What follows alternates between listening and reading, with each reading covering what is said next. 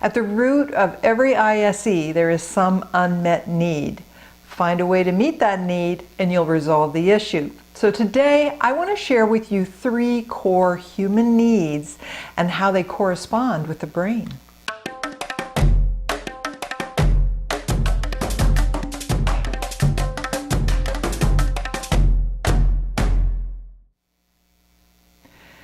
Now, the old triune brain model depicts 3 areas of the brain. So there's the brain stem, also known as the reptilian brain, and then there's the midbrain, which is the mammalian brain, and then there's the new brain, which is the primate brain or the human brain. And that's a useful model because they correspond with 3 basic core human needs, and that is achieve, avoid, and attach. Now the old brain, that's the old survival brain, okay, the reptilian brain. Doesn't think, it doesn't feel, it just responds to stimulus through the nervous system of the body. And we are hardwired to avoid any perceived threat. That's how we survived as a species. And that's the subconscious mind's prime directive, to protect. It's all based in survival. But the subconscious mind does not make a distinction between real or imagined. If you've ever mistaken the garden hose out in the garden at dusk and you've taken it for a snake, then you know what I'm talking about. So that first core need is to avoid any threat to survival, whether it's real or imagined. And we're hardwired to remember negative impressions over positive ones too, because that's what serves survival. You know, if you ate the berries and they made you sick, you're going to remember that. And that way you'll know to avoid them next time so you don't get sick again. But if the garden hose turned out to be a snake, you'll remember that. You'll be on alert for snakes in the garden as well. Well, the fact that nothing bad happened really isn't relevant to the reptilian brain because it's reactive. It doesn't think, it doesn't reason, it doesn't have any logic. And so it can be responsible for a lot of irrational fears. Now the midbrain, that's that emotional brain, the mammalian brain. All mammals have one. That's the feeling brain. It's also the reward center of the brain. And we naturally seek pleasure and we avoid pain. That's the carrot and the stick sort of motivation. We're hardwired to seek pleasure and avoid pain. And so we seek to achieve the rewards of pleasure, the rewards of enjoyment. You know, eating the berries it might be rewarding if they were delicious, if they were strawberries, and that was very rewarding, and we will go back and we'll eat some more. But you know, if they turned out to give us a tummy ache, then we'll avoid them.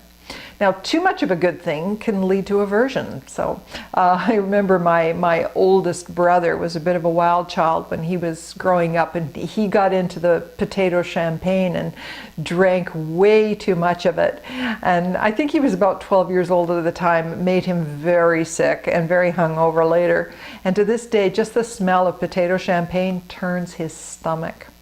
So any activity that allows us to achieve satisfaction, you know, fulfillment, a sense of accomplishment, achievement, that triggers the reward centers of the brain. So things like sports does that, computer games, social engagement, learning. We love to learn because it gets those reward centers going, and they start producing those, you know, endorphins, things like dopamine that make us feel good. Gallup conducted a survey that identified the most rewarding area of people's lives is career. Career is what offers many people the opportunity for achievement, and achievement equals rewards. Number 2 on Gallup's list of sources of fulfillment was social connection. Things like, you know, connection to friends and family, being part of a tribe, which brings us to core need number 3, and that is our need to attach. That's associated with the most recently developed part of the brain, this part, the part that makes us human. It's also known as the primate brain, and it involves many functions, including our need for love and belonging. Now that need to avoid any perceived threat, that's old brain, that's survival stuff. And that's what develops first. So the younger the child is, the more reptilian the response will be. For example, simply being left alone in a crib for the first time, that can be perceived by the child as abandonment. And abandonment is a threat to survival when you're an infant.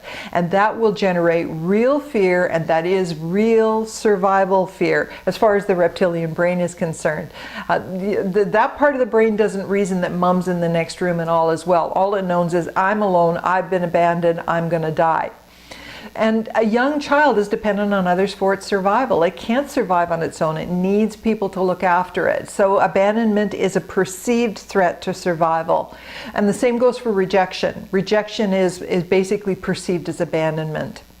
Any situation that confuses a child is a survival threat. If you can't figure out how the world works, you don't know how to respond. If you don't know how to respond, you don't know how to get your needs met. And if you can't meet your needs, you won't survive. That's a real threat. That generates fear. Being denied something that feels important, or being isolated from your family, that's the source of security for the child. That's a threat to survival. I had a client who was, I don't know, around 2 or 3 years of age in a regression, had been quarantined because she had, I think it was typhoid. And so she was in quarantine. She couldn't see her family. All of her toys were taken away from her. She had a favorite little stuffed toy, a little bunny or a teddy bear or something like that. And of course they had to take everything away and either burn it or disinfect it or whatever. And no one she knew was allowed to come in and see her either. And so this was really a severe trauma. But the loss of the stuffed toy, even over the family, was the biggest source of pain for her. And there was profound grief in losing this tactile, personal source of comfort and security. And how she just had to cry that out. It was so sad. But that's what was missing. And therefore that's what was needed. She needed to recover that feeling of connection. So what we needed to do was replace the safety and security that had been provided by the toy. So our primary need is to avoid threat. That's the old brain stuff. And we need to experience pleasure through our ability to achieve and accomplish. I remember my son when he was going through that stage. It was just learning to talk, I think, and do things for himself. I can't remember how old he was now, but his line, we all laugh about it still, he would say, "Tyler, do. Tyler, do." He was very insistent that he was going to do it himself. And I understand now it was because that triggered the reward centers when he would accomplish it for himself. Any block to our ability to fulfill that need, or our inability to enjoy the rewards of achievement, it generates feelings of frustration and dissatisfaction. And if this becomes a pattern, it can lead to depression. Not having the resources that we need to achieve those desired rewards can generate anxiety. And in this case, whatever's needed is a resource state. So something to keep in mind when you're doing the uncovering process. You can provide feeling states by helping your client associate into past memories of achievement and let them enjoy those rewards. Let them give them a way to tap into those feelings, and then you can transfer it over. Those are transferable skills, transferable rewards. For example, maybe they won the race in grade school. Who doesn't remember crossing the finish line, you know? You can amplify all of those rewarding aspects, the sound of people cheering them on, or sliding into home plate. Come up with the images that the client gives you and then amplify that reward state. Something that works really well for depression, one of the things I learned was that sometimes when you're trying to release on negative feelings with someone who's really got a lot of depression going on, they'll start to spiral down. If you see that happening, what will work is to switch and get them to give you a list of their favorite things, the things that make them feel good. You know, it's like raindrops on roses and whiskers on kittens. And it doesn't matter. It can be the smell of fresh rain, and it can be lilacs, and it can be my puppy dog, and all the things that they really love, just a love list. These are positive aspects, and they're associated with reward states, with pleasurable feelings. So then what you can do is you can focus on these memories. So if they start to spiral down, you can tap into those things instead. And it helps to displace all that stuck negativity. It also helps to instill a sense of possibility, because these act as reminders of reward states, that they've had them before, they can have them again. You don't have to tell them that they put that together. The subconscious mind knows that. It's kind of like, oh yeah, and what about? The experience of gratitude is very healing. So if you can tap into states of gratitude, any image that a person experiences gratitude for, that can evoke profound pleasurable states. For myself, something that always gets me is I live on the West Coast, and there's the coastal range, and there's certain times of the day or the year where the light just hits the mountains in such a certain way, and it's got a kind of a purplish hue to it, and that's a reward state for me. I am filled with awe. I have to stop and drink it in, and it just fills me with amazement. So that's a real reward state, a real state of gratitude. Another reward state are just memories of the things that the client might have endured or overcome in the past. If they can't come up with, you know, successful accomplishment states, then okay, so what are some of the things that you've endured or lived through? Because when you can identify those events and then find some good in them, find some benefit, you know, for having made it through, that past event that caused pain becomes a reward state. You can turn it into a reward state, and that creates a new experience. And this is one of the things that we want to do when we're doing the clearing of an event, and it's part of the forgiveness process, is to find some benefit, some reward for having been through that experience. Because when a person can identify the value that it holds, that's value that they give to themselves, and that will generate a reward state for them. Now, we have a basic human need for love and belonging. Incomplete or missing bonding during the birthing process can disrupt this. Growing up with emotionally distant parents can disrupt this, the fulfillment of this need for love and belonging. And it can also reinforce shame. Now, shame isn't actually a feeling. It's a belief. It's a decision of mind. And it's a decision that I am intrinsically flawed, that there is something wrong with me at my core, that I am irreparably broken, can't be fixed. I'm irredeemably bad. I'm just wrong, screwed up, messed up. And therefore, the conclusion that comes out of that is, because I'm flawed, I'm therefore worthless. And worthlessness becomes grounds for deserving of punishment, and that then generates anxiety. So you kind of got to pay attention to the rationale that's behind some of these things. When there's insufficient bonding following the birthing process, the child needs to bond with mom. And if that doesn't happen, if it gets disrupted or interrupted in some way, then the child is going to develop anxiety because of it. And then the child will be making decisions based on what's happening in that event. So regardless of what happens in the birthing process, what is needed and what needs to be recreated in that situation is the child needs to be held.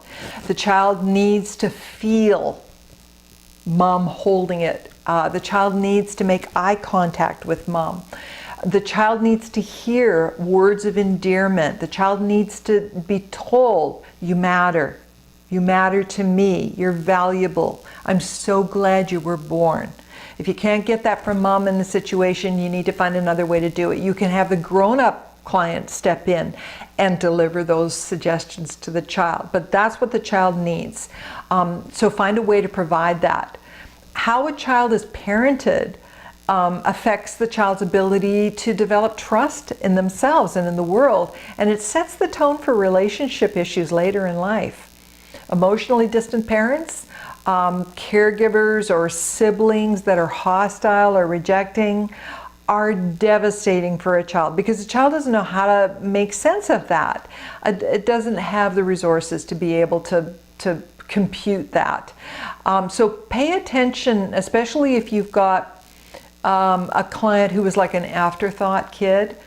They may not even know that, but you know, if they've got a sibling, if they're the last child born and the child before them was 12 years earlier, that's a pretty good sign they're an afterthought.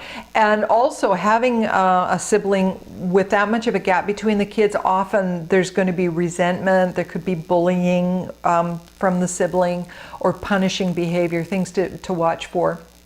When I had a client who had two parents, both of them were emotionally absent. And so this emotional neglect just was too much to bear, and she gave up pretty early. It literally shut down her ability to feel her feelings, because there was no point. There was no point in trying at a certain point. And this client, when she came in, was very, very flat affect, just not emotional at all. She never smiled. And beneath all of that, when we started doing the uncovering work, what I found was a profoundly hopeless child, because she had learned that her only strategy was just to give up.